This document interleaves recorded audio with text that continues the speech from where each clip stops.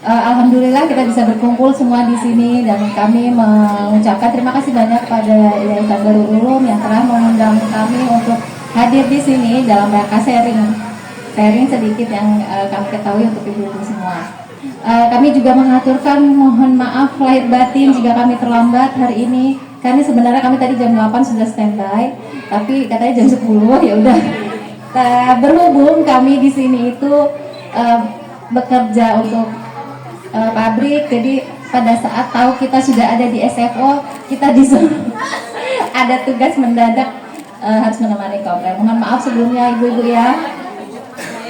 Mudah-mudahan masih betah ada di sini, Bu. Masih. Ya, hari ini kita ada sharing tentang temanya di sini adalah meningkatkan hubungan sinergis orang tua peserta didik dengan madrasah menuju Darul Ulum yang bermutu. Mudah-mudahan setelah apa yang disampaikan nanti dalam Abregas, tema ini, tujuan kita hari ini bisa terwujud keinginan semuanya. Amin. Baik, ini ibu-ibu saya boleh tanya, anak-anaknya PAUD, TK atau SD atau MI, maaf? Semua ada. Dari PAUD, TK, MI. Alhamdulillah. Jadi kelas MI pun 1 sampai 6. Alhamdulillah. Jadi nanti usianya dari PAUD sampai SD ya Pak Bre. Orang tuanya nanti juga antaranya di situ. Baik, lanjut langsung aja Pak Bre, waktunya mungkin supaya lebih ini. Oh, boleh? Bayar Pak.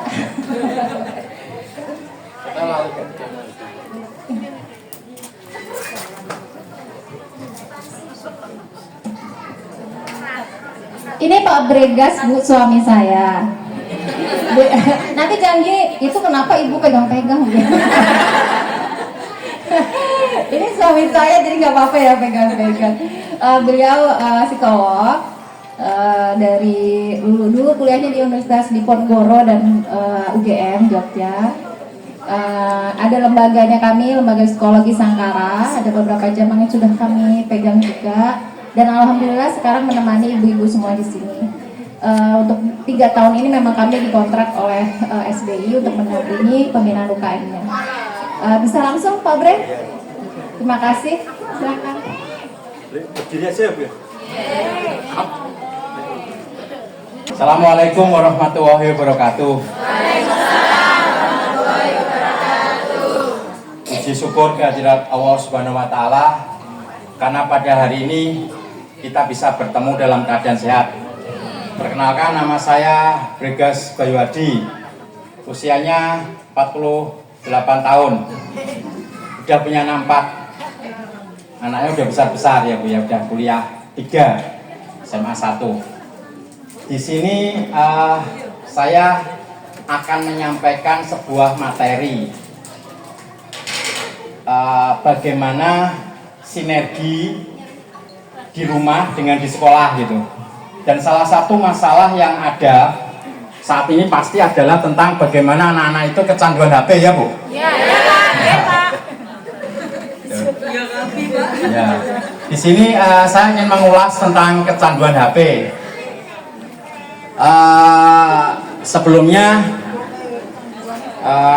saya perkenalkan, saya bergerak di bidang psikologi udah dari lulus kuliah udah 20 tahun. Sebenarnya saya tidak suka ngeluarin titel gitu, tapi di sini selalu dipanggil SPSI ya, tidak apa-apa gitu. Padahal kalau lihat titel saya agak panjang, tapi nggak apa-apa.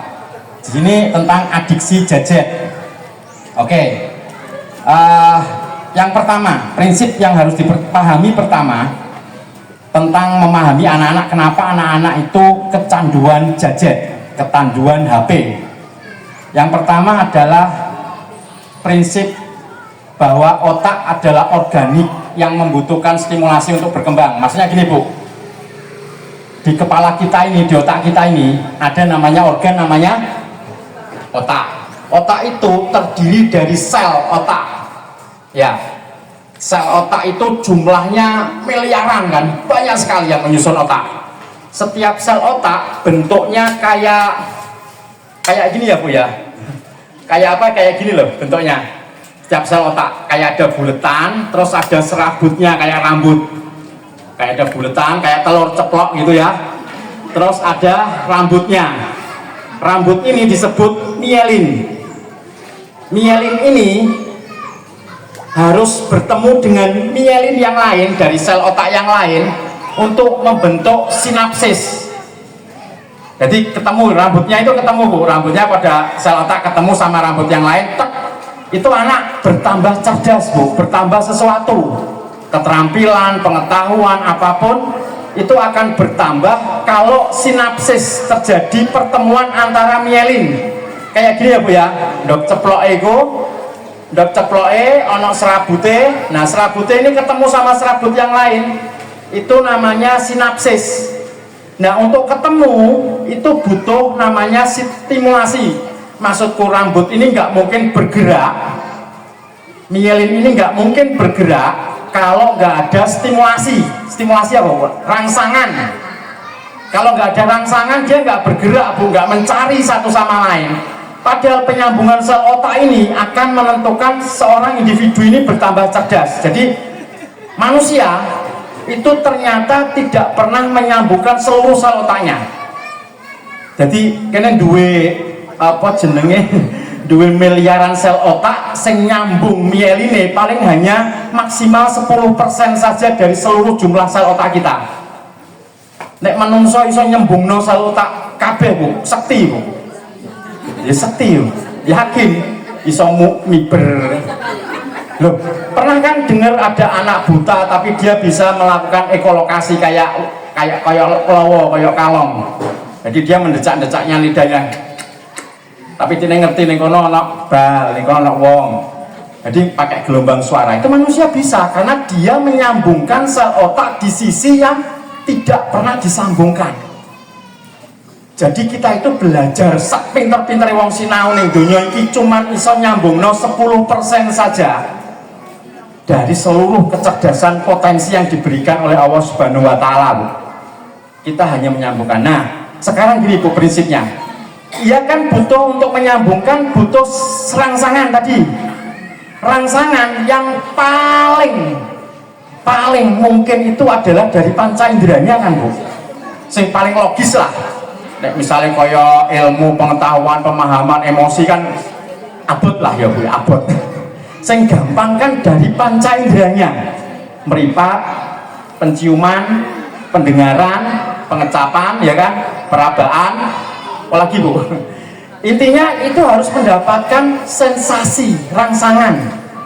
Jadi bocah iku nek pengen nyambung sel otake akeh, kudu akeh demek, akeh ndelok, akeh ngrungokno, akeh ngecap, akeh ngambu.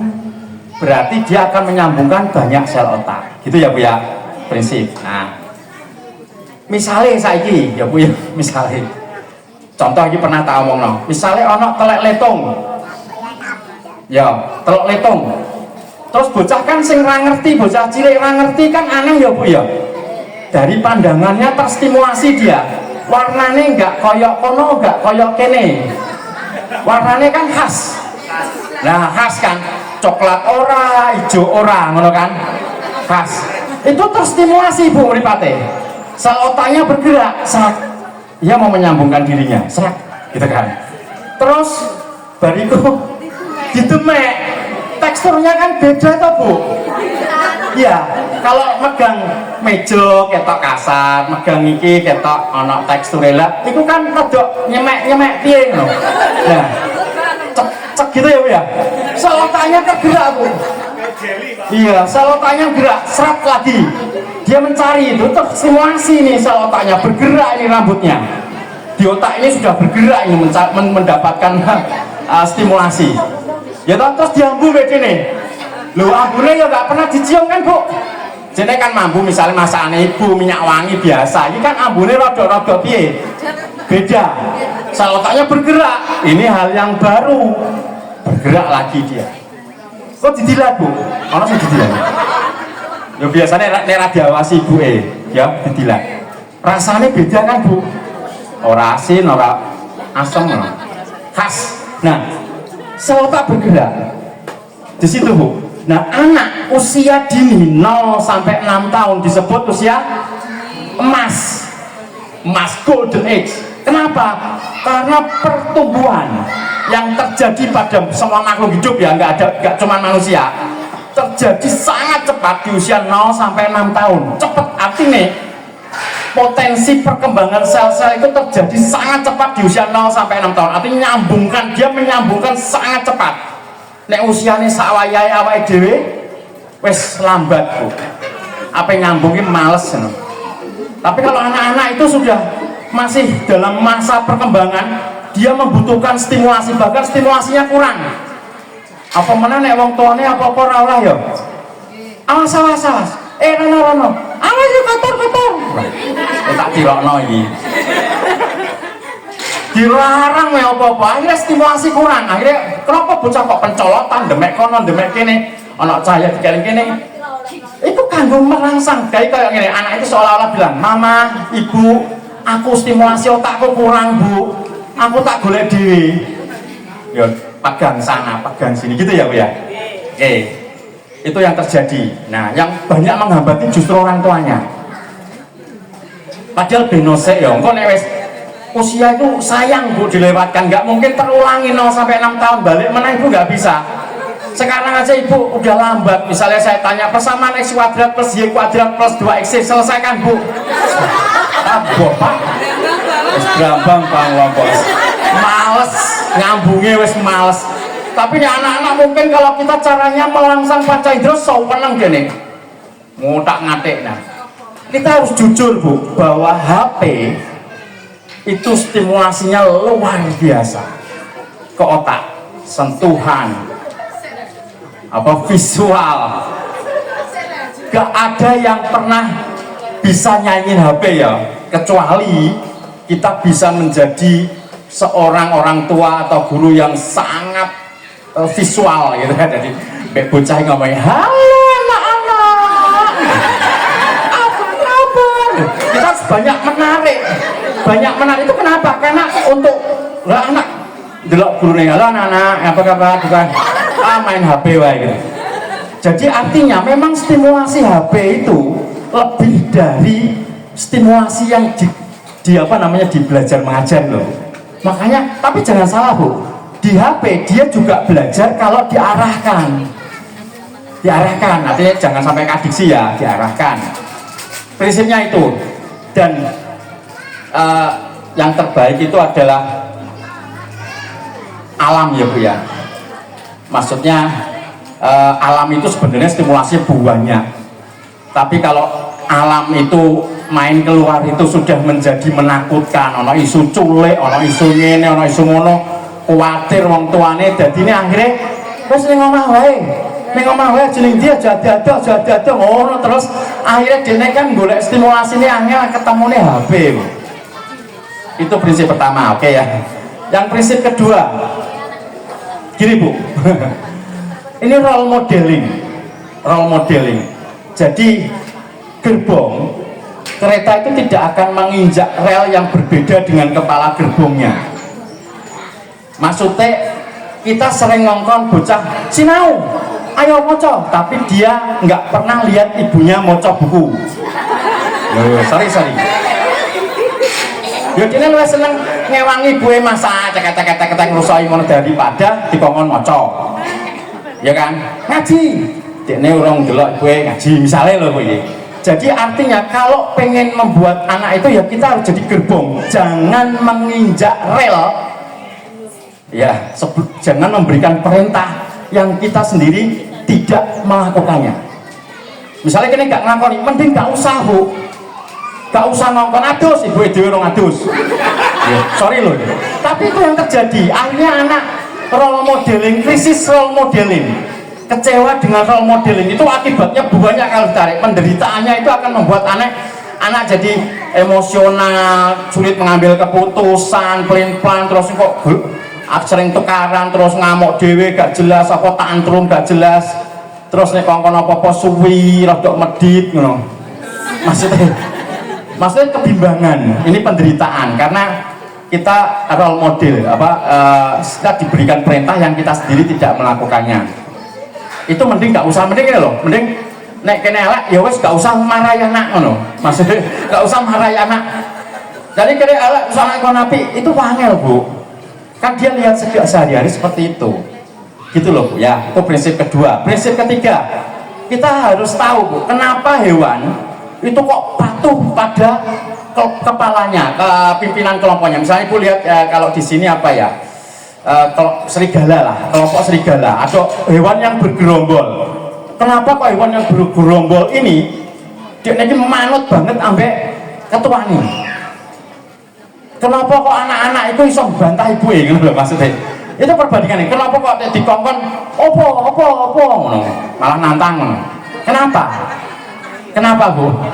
Karena gini Bu, kalau harus diteliti dalam satu kelompok sosial atau kelompok baratnya serangga, apa hewan atau ibu di rumah dengan ibu anak, ayah ibu terus anaknya itu adalah sebuah kelompok, Bu.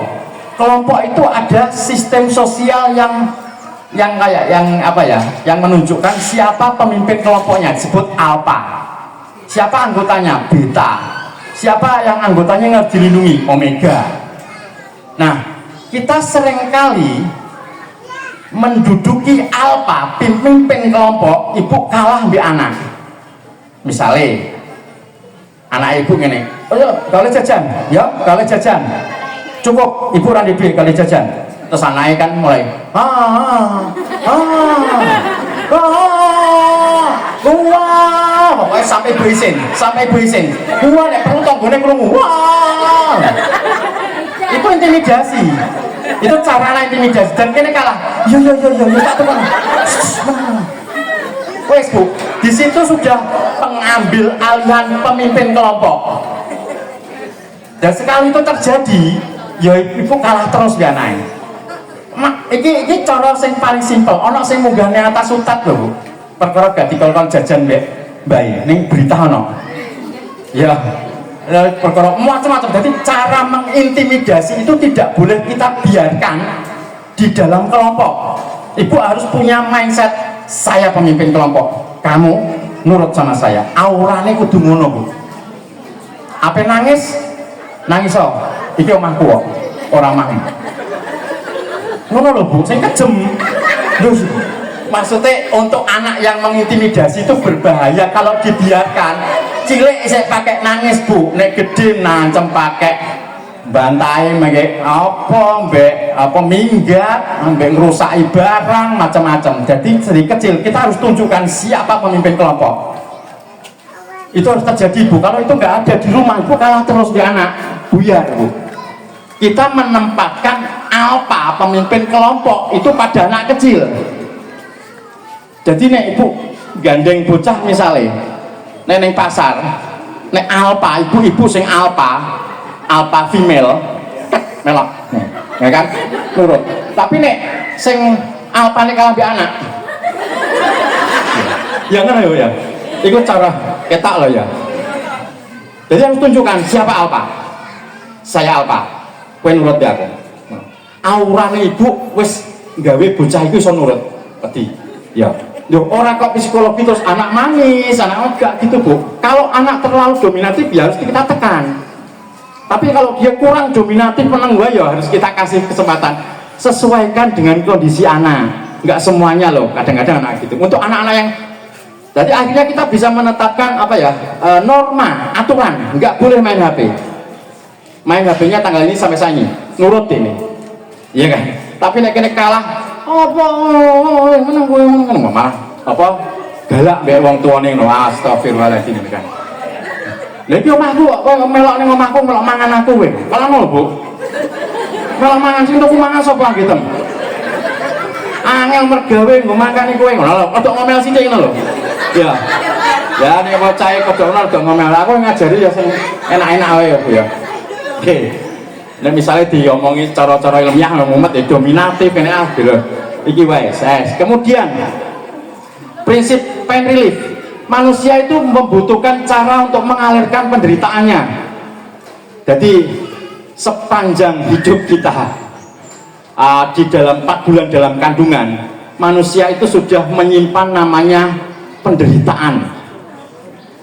Jadi janin itu misalnya ibuke lagi hamil, bapake main slot gitu. Main slot gitu. Duit gue gaji, entek gue main slot. Loro artinya pas ibu lagi hamil. Krasa Bu lorone.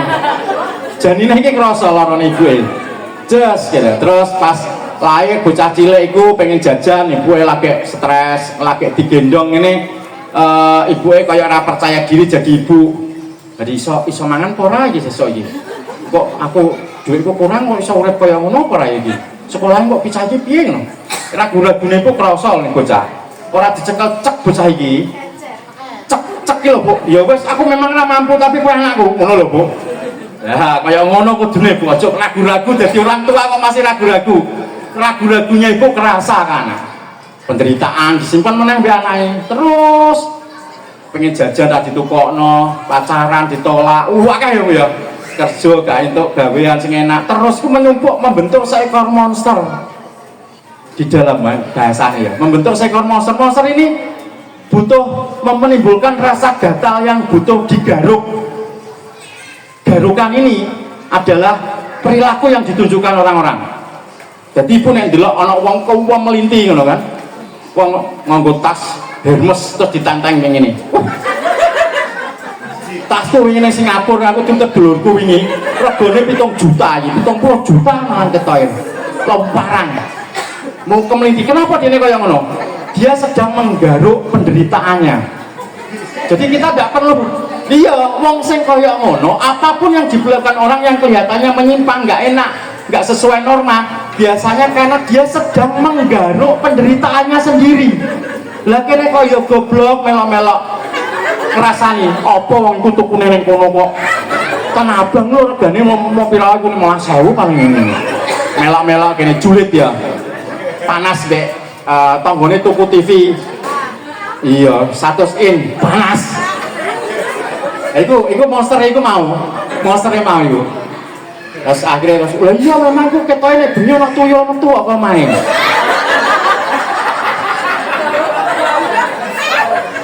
Rasanya sing ora-ora. Padahal yo ora ngerti gini. Iku salah, iku terlalu berlebihan. Tapi nek sing bener ya masih penderitaan ini kita butuhkan dalam porsi yang cukup untuk membentuk sikap-sikap baik, Bu. Jadi semua sikap baik itu tidak muncul begitu saja. Anak lahir cepret langsung tanggung jawab. Anak lahir cepret langsung mandiri, kan enggak, Bu? Dia butuh penderitaan tadi loh, sakit itu dibutuh. Tapi kalau berlebihan ya tadi, tak dudono ya cara. Misalnya kalau tonggone tuku TV 100 in mau, nek penderitaannya terlalu berlebihan, terus caranya kene salah kayak mau, ngingu tuyul iku. Nek korupsi ku wong kene gajine mau piro sampai iso tuku kaya ngono. Tat ngono. Iku berlebihan.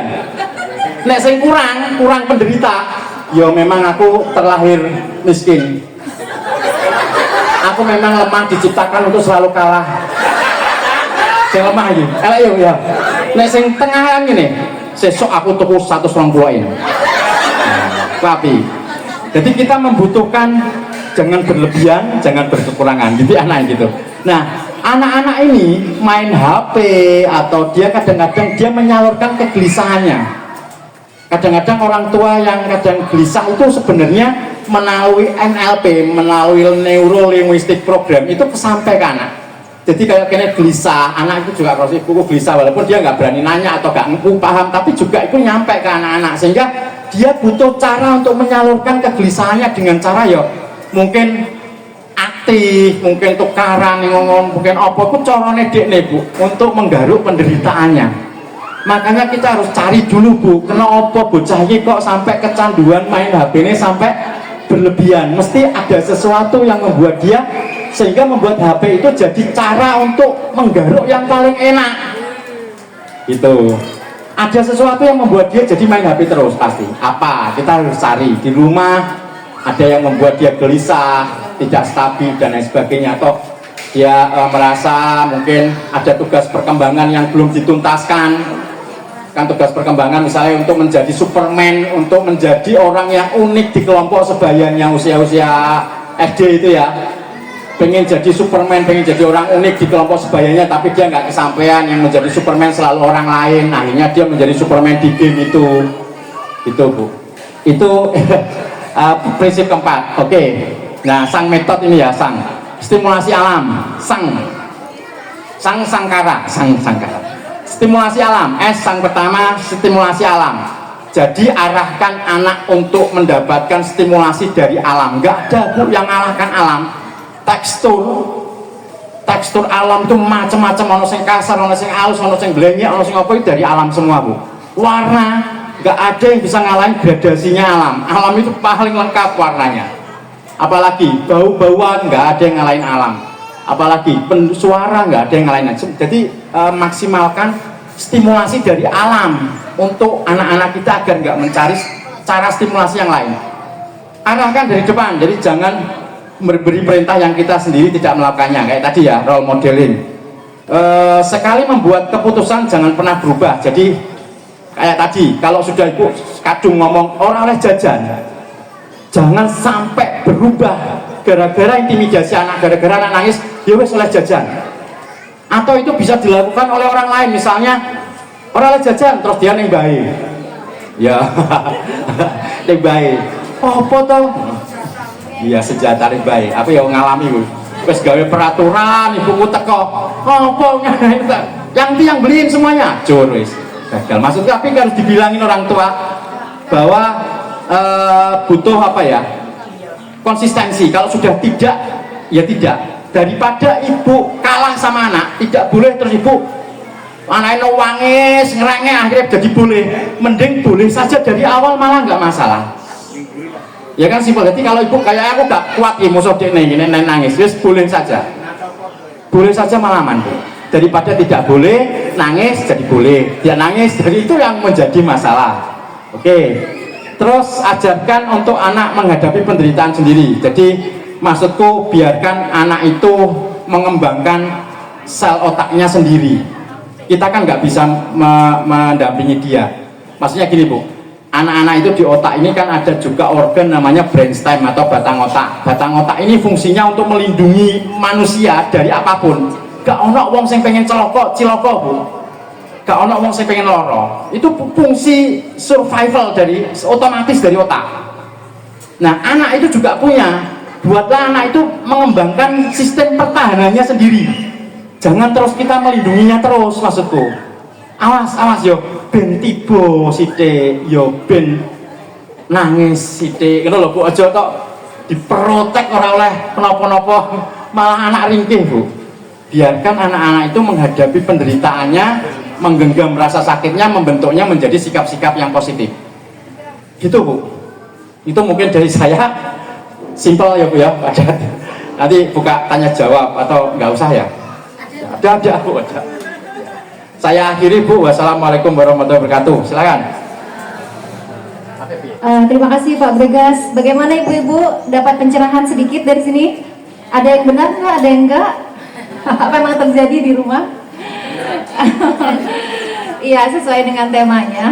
Hal yang dijelaskan oleh Pak Bregas ini adalah salah satu yang memang harus dilakukan oleh orang tua dalam mendidik anak-anaknya. Kadang orang tua itu menyerahkan 100% atau hampir 100% itu ke sekolah. Benar nggak Bu? Udah sekolah ini, biarin nanti diajarin sama gurunya, biarin itu jadi tanggung jawab dari sekolah. Padahal tidak seperti itu. Di sekolah itu hanya dari jam berapa sampai jam berapa ya? Jam 7 sampai jam 12. Sisanya itu ada di rumah bersama kita. Padahal itulah yang paling mengena sebenarnya buat anak. Dari mulai mereka bangun tidur yang mereka lihat adalah ibunya, bapaknya. Sampai abadanya kerja, sampai mau tidur lagi ibunya lagi. Yang dia lihat adalah ya itu tiap harinya. Tapi itu tadi yang diberikan oleh Pak B ini adalah prinsip-prinsip yang bisa dilakukan oleh ibu-ibu dalam mendidik anak. Parenting itu artinya apa sih? Yaitu gampangnya adalah cara mendidik anak. Tidak ada di sekolah formal. Bagaimana cara mendidik anak itu pernah diajari nggak Bu di SMA? Jadi seperti itu. Baik, kita buka pertanyaan. Silahkan. Ada yang mau bertanya, ibu-ibu? Gak ada. Senang sekali Bapak kalau nggak ada pertanyaan langsung pulang ya. Ayo Bu, silakan bertanya. Atau ada yang malu ya? Hah? Silakan Bu. Ini Bu. Boleh, silakan. Assalamualaikum warahmatullahi wabarakatuh.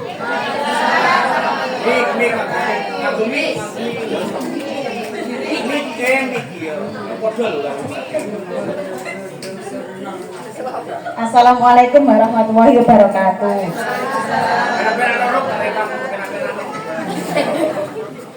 Saya mau tanya, gimana caranya mengatasi anak yang menginjak remaja? Soalnya anak saya kan udah kelas 6, menginjak remaja, gitu aja. Ya udah, terima kasih. Itu masalahnya apa Bu? Kasih contoh satu aja. Masalahnya gini, dalam lingkungan kan anak sudah menginjak remaja naik motor, terus tetangganya bilang jangan banter-banter kayak gitu. Terus kan yuk, udah tak peringatin, tapi kan kita sebagai orang tua nggak bisa mengacu sepenuhnya, kan udah menginjak remaja. Terus dalam segalanya lah pergaulan kayak gitu. Terima kasih. Biasanya galakan anaknya Ibu ya kalau dibilangin ya. Ini mau langsung dijawab atau ada pertanyaan lain? Langsung dijawab. Oh iya Bu, silakan. Assalamualaikum warahmatullahi wabarakatuh.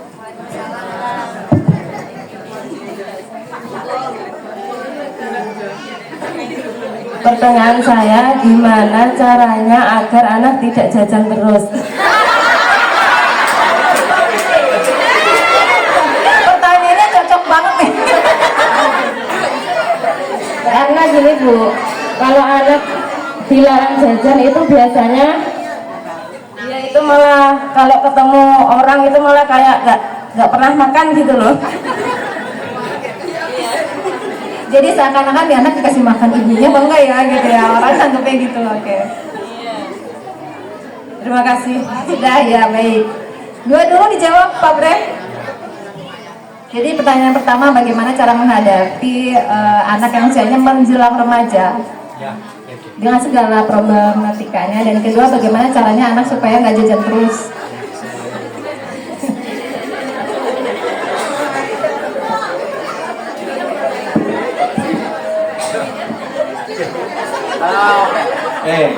Ini rada anu ya, rada ilmiah. Jadi di psikologi itu ada tugas-tugas perkembangan. Tugas-tugas perkembangan yang harus dituntaskan. Kita bantu dia menuntaskannya.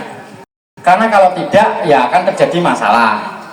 Jadi 0 sampai 18 bulan itu ada tugas perkembangan. 18 bulan sampai 3 tahun ada. 3 tahun sampai 5 tahun ada gitu ya, ada tahapan. Sampai usia kita juga ada tugas perkembangan. Dia harus memahami sesuatu dan dia menguasai nilai itu gitu loh. Nah kita tahu aja enggak kadang-kadang kan tugas perkembangannya apa cah bayi. Cah bayi itu 0 sampai 18 bulan tugas perkembangan dan rasa percaya.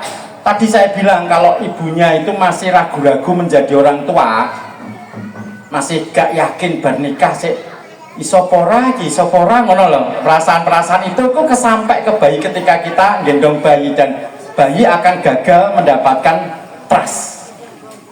Dia rasa percaya diri atau percaya sama ibunya dan orang-orang yang dia itu gagal. Kalau gagal dia kan nanti besarnya gak percayonan ya, kayak gak lost gitu ya, kayak gak percaya diri bisa gitu macam-macam.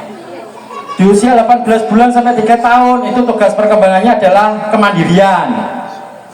Jadi dia percaya bahwa dia sendiri bisa melakukannya.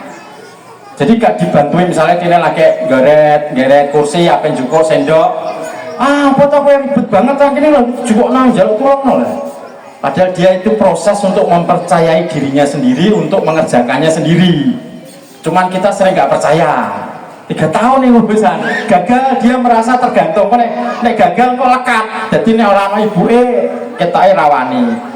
Nek ana ibu nek ana wong tuane kita pinter. Nek ana ibu kita kok apa ora iso ngono. Jadi separuh otaknya ning ibu Mergo kenapa? Karena selalu diprotek, selalu dilayani, selalu dilindungi. Itu tugas perkembangan. Kemudian 3 sampai 5 tahun itu dia mengambil inisiatif, menentukan keputusan, ngambil keputusan. Jadi keputusannya nggak diambil orang tua sekarang.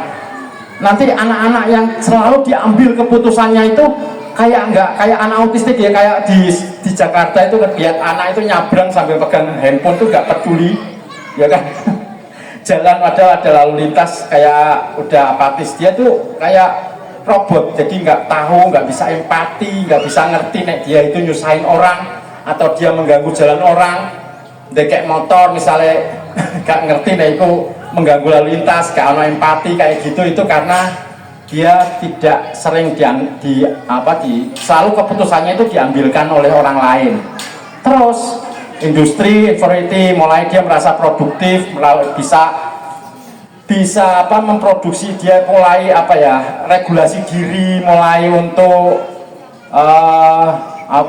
ngurus di awake dhewe, nyapu latar kayak gitu ya. Jadi produktif, dia mulai produktif, mulai merasa dirinya bisa menghasilkan sesuatu atau bermanfaat untuk lingkungan sekitar. Nah, ini remaja ini biasanya itu identity dan role confession. Jadi istilahnya dia ingin menjadi unik, menjadi unggul di kelompok sebayanya. Jadi ini masalah anak remaja. Nah, ini tiba pada masalah anak remaja. Pada usia segitu, anak-anak itu pengen dianggap hebat, unik oleh teman sebayanya. Karena kenapa? Dia itu butuhnya sebenarnya dia harus menemukan dirinya itu memiliki sesuatu yang unik yang anak lain nggak bisa. Dan itu nggak harus yang hebat, misalnya bisa siul, aku raiso, ya kan? Tapi nih orang bisa, aku bisa nih ya. Aku bisa gini misalnya, itu sudah keuntungan. Atau dia bisa mengambil garis lurus tanpa penggaris, itu sudah kelebihan yang dia merasa aku iso, bocah lain raiso, bangga. Tapi kalau nggak nemu itu, yang dia lihat di sekolahnya ranking 1 dia si A, yang juara, yang dipanggil ke depan si A, yang dipuji si A, ini si C, ini si C terus jadi apa? Maka muncul fenomena namanya the black superman, iya kan? Untuk menjadi Black Superman, untuk menjadi terkenal, hebat di kelompoknya, kita justru melakukan hal yang negatif. Jadi pada ranking 1 di sekolah, saya lebih terkenal kalau saya mecahkan kaca sekolah. Ya, wah, dihukum, ya dihukum. Tapi dihukum saya ini bangga loh dihukum. Loh, saya pernah loh ngetop bocah-bocah ning Polres, ya malah bangga. Aku gak mau dihadapi saya sepapat, liane cuma siji, aku papat dewi. Malah bangga. Mulai nih kelompok sebayanya, ya memang diomengi, nih omah diomengi. Tapi mulai nih kelompok sebayanya, dia langsung jadi Black Superman. Saya hebat. Jadi itu cara negatif. Jadi menurut penelitian juga 1:6. Hal yang negatif itu lebih cepat populer daripada hal yang positif. 6 kali lipat. Ya ibu api kaya apa, sekali ibu elek pisan wes entek api ibu. Jadi sehari itu harus melakukan paling tidak 6 kebaikan bu, senyum sama orang. Nanti ibu melakukan kejelekan 1 bisa impas gitu loh. Guyon bu, guyon. Maksudnya gini, ya artinya anak-anak itu the Black Superman. Intinya kita bantu dia untuk menemukan keunikan apa yang ada di dirinya, itu bantu. Terus penanganan kedua, kunci teman sebayanya. Maksudnya kenali teman sebayanya siapa. Terus kalau ngasih nasihat, langsung lewat teman sebayanya, kelompoknya itu. Jangan langsung ke dia, gak ngarep dirungono. Intinya anak yang remaja itu dia lebih nurut pada kelompok sebayanya. Dan kita nggak ngerti loh kelompok sebayanya itu bahasa apa. Kadang-kadang kita ngomong baik-baik, tapi di luar kayak apa. Jadi dia melakukan kenekatan itu demi mendapatkan pengakuan dari kelompok sebayanya. Kalau kelompok sebayanya bisa kita kontrol, ya dia bisa kita kontrol. Jadi undang itu temannya, ayo tak masakno, teman-teman undang, jalui nomor HP, kok tolong ya kok wes kenal, bisa siji tolong kandakno ya si A, si Fulan, itu nek nurut nulungan nurut, jadi sing ngandakno kancane, itu lebih mandes ning dene daripada kita langsung. Tekniknya kayak gitu bu, intinya gitu kalau remaja ya. Jadi tugas-tugas perkembangan ya. Ini solidaritas sampai usia 50 tahun masih integritas. Ada masalah-masalah, gak usah jelasin ya, remaja aja di kelamaan. Itu jadi solusinya yang saya bisa berikan itu, nanti perlu dieksplor. Tugas perkembangannya dia menjadi Superman, dan sekarang fenomenanya the Black Superman. kita perlu lebih aktif untuk mempromosikan anak-anak yang berbuat positif. Misalnya gini, ibu bikin namanya di sekolah, bikin big board model, the best student of the week, pasang fotonya bocah itu neng lawangan sekolah. Iya, itu maksudnya kenapa kayak gitu, untuk melawan tadi loh fenomena the black superman. Jadi dia kan pengen populer, corone ojo negatif tole, positif loh, iso cepet populer deh. Nah bocah-bocah yang prestasinya apik malah cuman sekali ku aja. Tapi kalau bocah-bocah yang negatif, wah gosipe bu. Kita harus melawan kampanye, melawan propaganda negatif ini yang terjadi secara alamiah ini harus kita lawan dengan cara juga kita harus propaganda positif. Bocah-bocah yang apik ku pasang, yang terkenal, yang tokoran kan yang dipasang masih bocah yang nakal. Misalnya ya masih nakal-nakal, ini mencopet, malah difoto pis, sampai benjut kabeh. Ya maksudnya aku delok ning pos kota lho, pis, malah kaya ngono. Masih bangga dek nih, terkenal. Bocah-bocah sing wingi ana sing ranking 1 Olimpiade fisika ngono. Ya ana beritane cuwili nang isor, sing beritane sing pencopet sing di pis lho. Maksudnya lawan propaganda itu terjadi. Jadi daya tarik setan 6 kali lipat lebih kuat. Itu kita harus kampanyekan positif itu juga kuat. Kalau ada yang positif, halal positif itu beritakan, sampaikan, pasang banner ya apa piye pokoknya sing sampai wong-wong ngerti bocah-bocah pengen berbuat positif. Lah saiki negatifnya menguasai bocah-bocah itu wis kacau saiki wis. Jadi sudah punya geng sendiri sampai saya itu kemarin nangani bocah-bocah kan balik sekolah sing melok geng-geng itu sampai seminggu didampingi ning BLKI sampai kudu balik sekolah meneh. Oh angel memang. Duwe mindset, duwe ideologi, duwe keyakinan-keyakinan yang harus kita pecah dulu supaya mereka bisa balik lagi. Itu anak remaja bu. Apa namanya panjang lah itu. Terus yang kedua tadi apa bu? Oh, suka jajan, oke. No sewu ya jajan nih. Jajan itu prinsipnya gini, bocah kok ora gelem maem ning omah jajan ngono kan, jajan terus ketoke kaya gak dikei mangan ngono kan, lho wae dinyak tanggo ora penak rasane. Yang penting gini Bu, satu ada kecukupan, ibu harus mengukur kecukupan gizi protein, karbohidrat itu biasanya sudah terpenuhi dari jajan karena jajannya juga mengandung karbohidrat. Cuma di jajan itu ada namanya yang tidak terkontrol, itu ada banyak zat seperti gluten, seperti MSG monosodium glutamat, seperti protein kasein beta A1. Artinya banyak hal-hal yang serupa narkoba, mohon maaf ya. Jadi efeknya itu bikin anak kecanduan. Daripada orang larang rokok, kenapa nggak ngelarang MSG gitu? Maksudnya itu ya kecanduan parah. Jadi kayak otak itu stimulasinya biar nih otak mergo dene mangan MSG. Gluten itu tepung-tepungan. Nun sewu nih loh. Dan itu ada efeknya. Tapi tepung-tepungan yang tidak dikurangi glutennya, terus ada kasein B1 itu ada produk-produk susu. Itu ada zat-zat yang membuat anak itu kalau makan itu terus pengen neng. No sewu ya, tapi ya kedu tak sampai no. Berbahaya hal-hal ini yang disinyalir menjadi ada gangguan belajar kayak disleksia, autistik, ADHD, attention deficit disorder dan lain sebagainya karena konsumsi zat-zat seperti ini. Kalau bisa dikurangi supaya tidak muncul anak-anak yang butuh perlakuan khusus gitu loh. Jadi karena anak yang perlakuan khusus kayak gini berbeda belajar, kalau saya sebutnya kayak autistik dan lain sebagainya, ini jumlahnya semakin banyak. Jadi solusinya kalau bisa, kalau saya sih gini Bu, percaya pada manusia itu punya sistem yang gak mungkin lah bocah itu gak mangan, mesti luwe karena dia butuh metabolisme, butuh. Karena dia mendapatkan dari jajan, dia sudah mencukupinya dari jajan.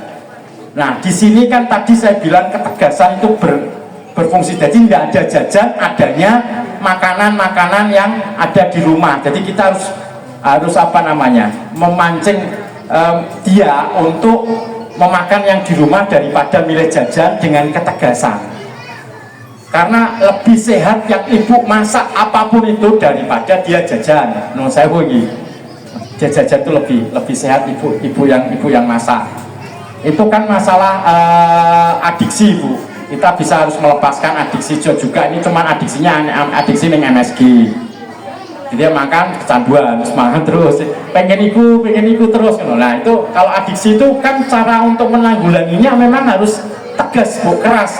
Misalnya ya orang kecanduan narkoba, caranya menghilangkan kecanduannya kan dia harus dibiarkan sampai bengok-bengok ngono kuwi ya. Sampai bengok-bengok, sampai wah, kalau apa sakau, sampai bengok-bengok sampai dia akhirnya nggak pengen lagi. Gitu. Adanya jadi kayak tegas. Adanya makanan di rumah. Kalau kamu lapar makan di rumah. Tidak ada jajan, tegas. Tadi ibu alpa. Ibu adalah pemimpin. Saya menentukan kayak gitu tegas. Nek wong-wong kan kadang-kadang gak iso tegas terus dilokno ning pesantren Jawa Barat iku ana pesantrene Suryalaya ya sing ngurusi cacah ngono kuwi. Dadi bener-bener didisiplinkan.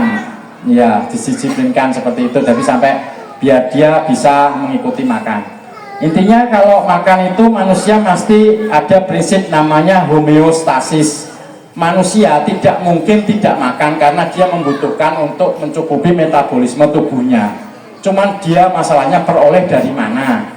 Kalau cukup dari jajan, dia cukup protein, karbohidratnya ya dia jajan terus, nggak butuh makan. Makanya itu kita harus rubah supaya dia tidak jajan.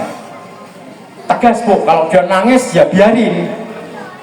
Jadi kalau misalnya nggak bisa jajan, adanya ini makanan ibu, terus dia ngancem nangis, ibu kalau sudah menghadapi anak tantrum kayak gitu, air muka ibu datar, jangan kepancing, tenang, jangan emosi, tenang. Jadi nangis deh, delok ibu ya kan, wah jajan, delok raine gini, dia delok, kini terganggu lah.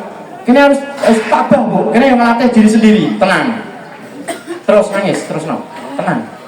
Gak usah bantah, wah gak usah gitu, tenang. Jadi buatlah seolah-olah intimidasinya itu tidak berarti, gak ngefek. Sorry ya gitu kan, gak ngefek gitu. Gak ngefek.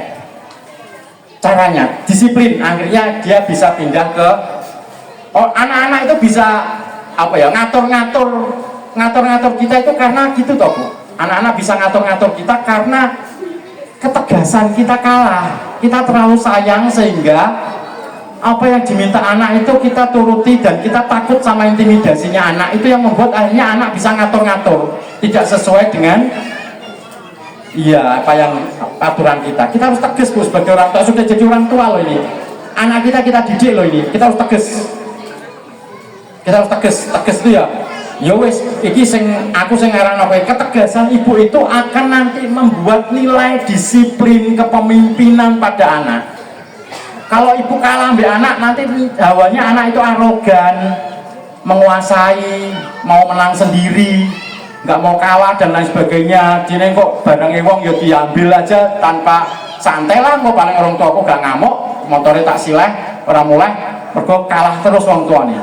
Tapi kalau kita bisa tegas nilainya itu beda bu. Nanti anak masih kecil, dia kalau sudah besar, anak-anak yang dengan ketegasan tadi, dengan hal-hal yang tadi menurut orang-orang jahat, gitu, dia sasani wong tuane jahat, yang kan diarani wong jahat.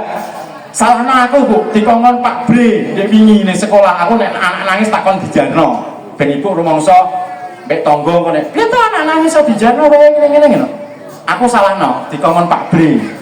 Nek anak nangis jarno, aku ngelatih latihan dia terapi, biarin nangis. Serius bu, anak yang dibiarkan menangis sama yang nangis terus diatasi itu juga beda. Itu Daniel Goleman pernah meneliti. Jadi anak yang dibiarkan nangis sampai dia capek sendiri sama anak yang nangis terus selalu didekno. Itu bintang-bintang. Itu ya, anak itu terus kemudian ditaruh di sebuah ruangan, di depannya dikasih kue. Yang sing mau nangis di jarno, sing nangis terus diatasi, digendong mau. Nah, Daniel Goleman pesan pada dua anak ini, nanti kalau bapak di sini kesini lagi, kuenya itu masih utuh 3, bapak tambahin 3 lagi, gitu. Tapi kalau habis atau diambil, nanti bapak nggak tambahin. ditinggal, tapi itu ada kaca satu arah, dia mati. Anak yang nangisnya dijarno itu tabah Bu, meneng wae tabah, kepengen tapi meneng wae. Sing anak sing nangis dia cukup langsung dipangan. Tandane maksudnya ternyata menangis itu akan membuat kecerdasan emosi orang-orang itu lebih. Caranya nangis, dia akan memenuhi, mensekrets kemampuan mengolah kekuatan emosinya menjadi lebih luas dengan menangis. Dengan anak sing nangis tuh didekno itu justru tidak berkembang. Akhirnya dia seenaknya melanggar norma dipangan kuenya, jadi diamati. Ternyata ya tapi ya nangisnya aja sampai kebangetan ya Mas, sampai kok apa sampai kejang step barang ya maksudnya nangis tuh aja terus ibu atasi loh beno nangis. Memang suaranya yang membuat gak enak ngono wis kok salahno iku Pak Bre no. Ibu langsung mikirane salahno aku ngono. Supaya apa? Supaya anak-anak tidak mengintimidasi kita dengan tangisannya. Kalau itu terus-terusan terus itu baru jajan, engkau motor, engkau sepeda, engkau dolan, engkau wakeh Bu. Lah nek ibu kalah terus ngono terus piye gitu kan? Ngeluh ibu mesti pusing, tegas. Gak iso nih. Justru orang-orang yang tegas itu nanti akan menunjukkan pribadi-pribadi yang lebih baik, bertanggung jawab, disiplin. Dan kalau kita kalah terus sama anak, nanti anak itu ya seenaknya, arogan, gak empati dan lain sebagainya. Jadi kita mendidiknya seperti itu, Bu. Mungkin itu Bu, ya itu aja. Terima kasih ya. Terima kasih untuk yang bertanya. Apakah sudah jelas? Ya, baik. Terima kasih Pak Brega, terima kasih ibu-ibu semua. Mudah-mudahan apa yang kami sampaikan siang hari ini bisa bermanfaat buat ibu-ibu semua dan juga ibu guru, bahwa antara orang tua dengan sekolah itu memang harus mempunyai hubungan yang harmonis. Mohon maaf lahir batin jika ada kekurangan atau kesalahan dalam penyampaian atau tingkah laku, saya mohon maaf. Semoga kita bisa bertemu lagi dalam keadaan sehat walafiat ya Bu ya. Semuanya amin. Terima kasih. Wassalamualaikum warahmatullahi wabarakatuh.